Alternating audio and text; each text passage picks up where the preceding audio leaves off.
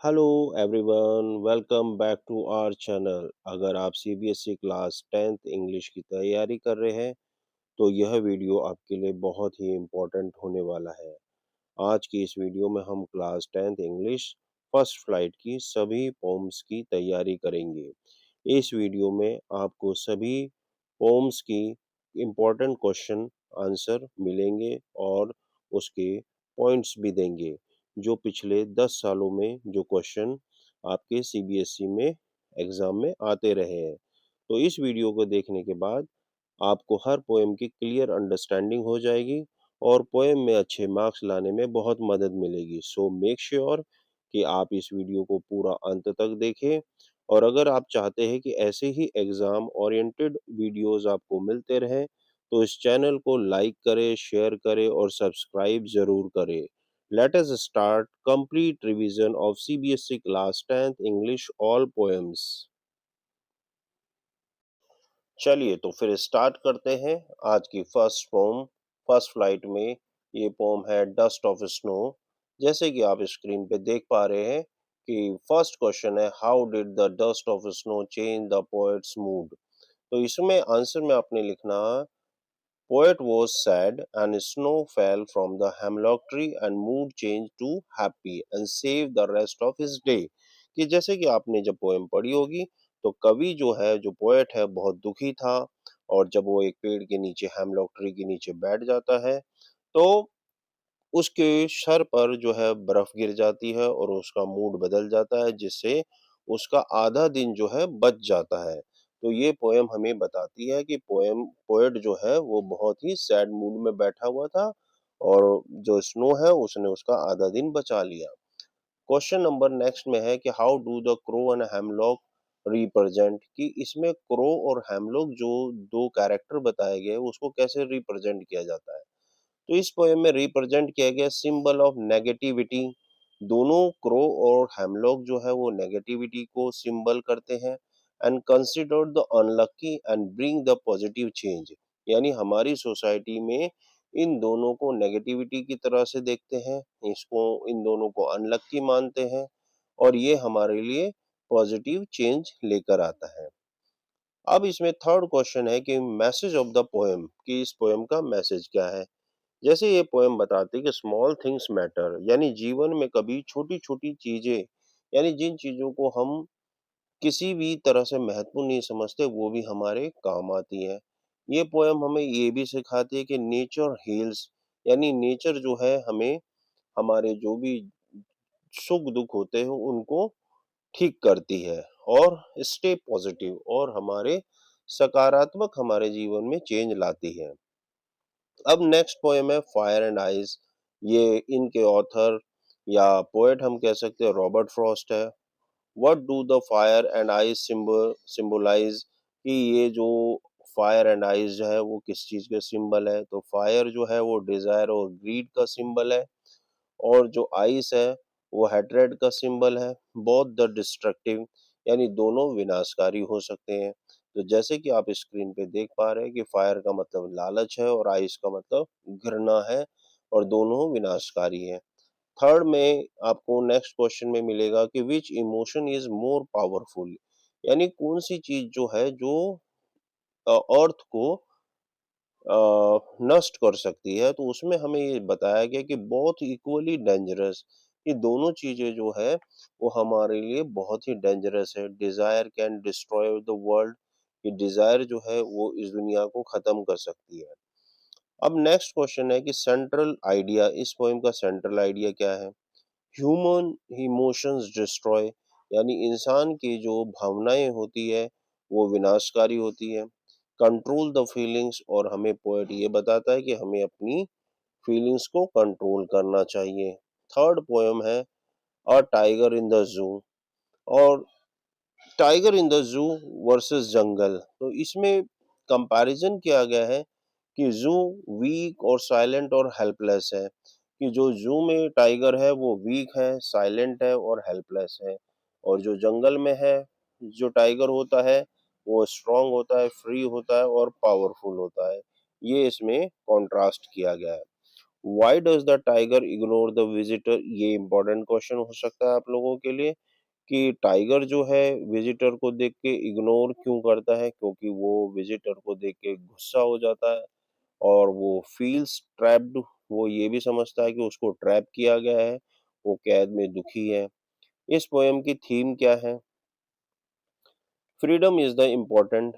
ये पोएम ये बताती है कि फ्रीडम जो है सभी के लिए इम्पोर्टेंट होती है और कैप्टिविटी इज क्रूअल, और कैद में किसी को भी रखना अमानवीय होता है, क्रूअल होता है। ये पोएम हमें ये मैसेज देती है।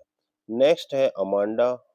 अमांडा पोएम में आपके लिए पहला क्वेश्चन है कि why is Amanda scolded, Amanda को क्यों डांटा जाता है? तो इसका आंसर है कंस्टेंट इंस्ट्रक्शन। अमांडा को लगातार बार बार इंस्ट्रक्शन दी जा रही है और वो स्मॉल मिस्टेक करती है जिसकी वजह से उसकी मदर या उसकी टीचर जो है बार बार उसे इंस्ट्रक्शन दे रही है और स्कॉल्ड कर रही है। अमांडाज ड्रीम, अमांडा का क्या सपना है? तो जैसे आपने जब पोएम पढ़ी थी तो आपको पता है कि अमांडा कभी मरमेड बनना चाहती है, कभी ऑर्फन लाइफ जीना चाहती है, कभी पीसफुल लाइफ जीना चाहती है। तो ये अमांडा का ड्रीम था। अब इस पोएम का मैसेज क्या है? इम्पोर्टेंस ऑफ द फ्रीडम, कि मैसेज ये है इम्पोर्टेंस ऑफ फ्रीडम, कि हर एक के लिए स्वतंत्रता जो है बहुत जरूरी होती है। अवॉइड ओवर पेरेंटिंग, हमें ज्यादा बच्चों को रोकना टोकना नहीं चाहिए। नेक्स्ट पोएम है ट्रीज। इसमें जो क्वेश्चन है कि why are trees moving out of the house, कि ट्रीज जो है घर से बाहर क्यों जा रहे हैं? ट्रीज वांट फ्रीडम, ट्रीज जो है इसमें फ्रीडम चाहते हैं। और हाउस जो है ह्यूमन कंट्रोल है, फॉरेस्ट जो है नेचुरल हैबिटेट है। नेक्स्ट क्वेश्चन है कि what does the poets compare the forest to, poets जो है वो किससे कंपेयर करती है?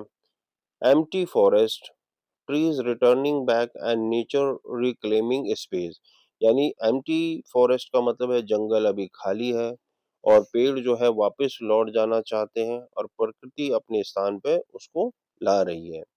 मैसेज ऑफ द पोएम क्या है? नेचर नीड्स द फ्रीडम, इसका जो मैसेज है वो ये है कि नेचर हमेशा फ्रीडम चाहती है, उसे आवश्यकता होती है। ह्यूमन एक्सप्लॉइट द एनवायरनमेंट, और इंसान जो है पर्यावरण का शोषण करता है। अब नेक्स्ट पोएम है फॉग। इसमें ये बताया गया कि how does the poet describe the fog, कि पोएट जो है फॉग को कैसे डिस्क्राइब करता है? तो इसमें फॉग को कैसे डिस्क्राइब किया गया है? Like a cat come silently, fog जो है साइलेंटली आता है, and sit and moves quietly, और वो थोड़ी देर बैठता है और वहां से चुपचाप चला जाता है। Why is fog compare to a cat, कि फॉग जो है कैट से क्यों कंपेयर किया जाता है? साइलेंट मूवमेंट की वजह से, सॉफ्ट स्टेप्स की वजह से और मिस्टीरियस नेचर की वजह से फॉग को कैट से कंपेयर्ड किया जा रहा है। सेंट्रल आइडिया क्या है?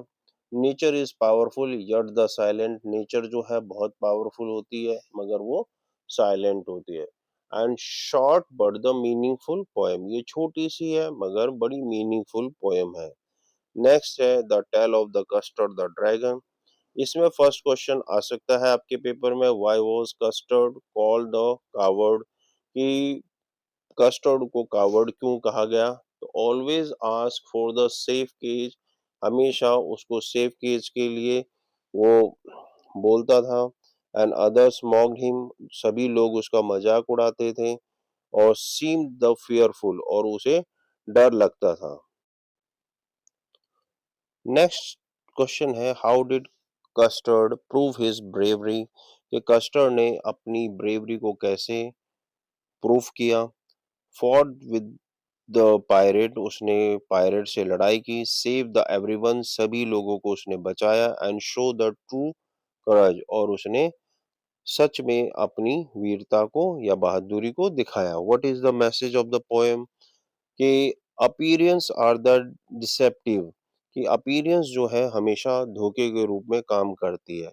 And true courage is the hidden, और जो सच्ची असली साहस होता है वो अंदर बंद होता है या छुपा हुआ होता है।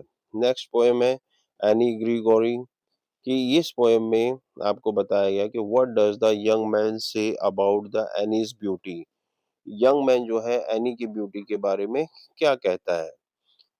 People love her for beauty, कि पीपल जो है उसको इसलिए प्यार करते हैं उसकी ब्यूटी की वजह से, not for her inner qualities, और इनर क्वालिटीज की वजह से उसको कोई प्यार नहीं करता। What reply does any give, any जो है इसके ऊपर क्या रिप्लाई देती है? तो आपको बताया गया कि she believe someone may love her truly, वो ये सोचती कि कोई तो उसे सच्चा प्यार कर सकता है। God can love for inner beauty, और भगवान ही अंदरूनी सुंदरता के लिए उसको प्यार कर सकता है। थीम ऑफ द पोएम, इस पोएम की थीम है physically beauty is temporary, physical beauty जो है वो अस्थाई होती है, और इनर ब्यूटी इज मैटर, और इनर ब्यूटी जो है हमेशा महत्वपूर्ण होती है। तो बच्चों, जैसे कि आप देख चुके हैं कि हम आपके लिए पोएम के जो इम्पोर्टेंट क्वेश्चंस हैं वो लेके आए थे, और आई होप कि ये क्वेश्चन आपको बहुत मदद करेंगे एग्जाम में। तो आप इसकी अच्छी तरह से तैयारी कर लीजिए, और हम नेक्स्ट वीडियो जो लेके आएंगे आपके लिए फर्स्ट फ्लाइट, और जो नेक्स्ट बुक है आपकी फुटप्रिंट्स विदाउट फीट, उसके भी इम्पोर्टेंट क्वेश्चन लेकर आने वाले हैं। Thank you for watching my video. Like, share and subscribe my channel. Thank you very much.